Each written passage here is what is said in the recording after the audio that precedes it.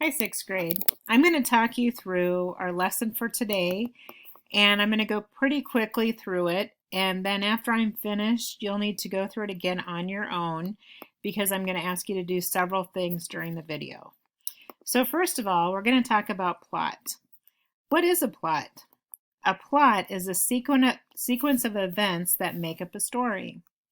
So if you take a look at this picture here, this is a plot map, and it's going to show all the parts of a plot. So to start with, you'll have an exposition, and this is the beginning of the story where the characters, the setting, and the basic situation are introduced. Then you're going to have a conflict, and that's going to happen pretty early in the story. And a conflict is a problem or a struggle between opposing forces. Now, there are different types of conflict that you might see. You might see a character having a problem with another character. You might have a character who's having a problem within himself, maybe struggling with a decision or a fear of something. That conflict is going to grow and increase, and that is called the rising action. And then you're going to get to the peak or the climax, and this is where you don't want to put your book down. It's the most exciting part of your story. After the climax, the conflict starts to decrease and things start to work out until you get to the resolution. And this is the end of the story. It's going to kind of tell you how things resolve and how things work out. So what you're going to do is you're going to take a piece of paper and a pencil, and you're going to draw a plot map of your own.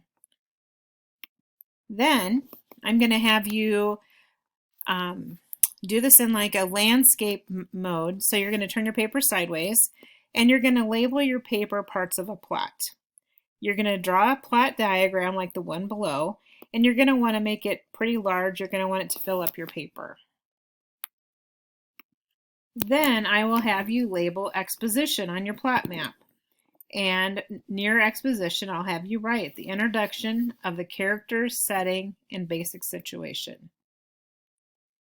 When you finish that, you'll include the conflict. And remember, the conflict is a problem, and it's between opposing forces in a story. Then you'll add the rising action. And rising action, I want you to think of that as a roller coaster going up a hill. It's getting more exciting as you get toward the top. The conflict is going to increase, and that's all you need to write in that section.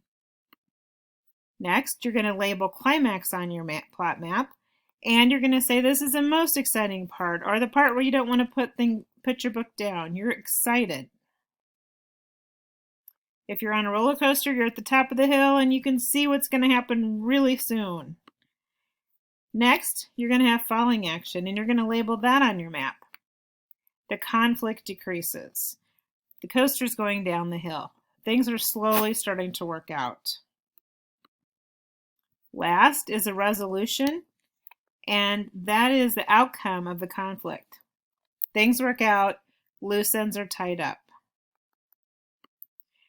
When you finish with that, I'm going to have you watch this short video on Goldilocks and the Three Bears and go through reading each of these parts of a plot map for that story. So after you watch the video, then look through each of these and see what was the exposition of the story, what was the conflict, where was the rising action. And then when you finish, you're going to just review and look back through this plot map. And then I'm going to have you take a Quizlet where you're going to practice the different parts of a plot. If you struggle with any part of this, you may go back and rewatch the video or go back through the slides.